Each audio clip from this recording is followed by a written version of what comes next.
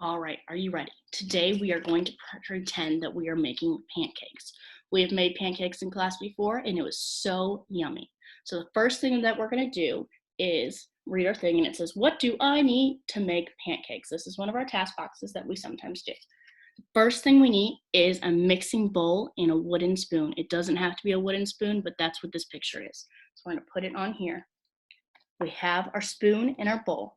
Now we're going to put the pancake mix in the bowl.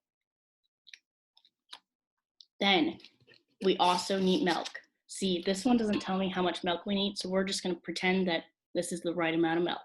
So this milk is going to go right here because it goes in the bowl with the pancake mix.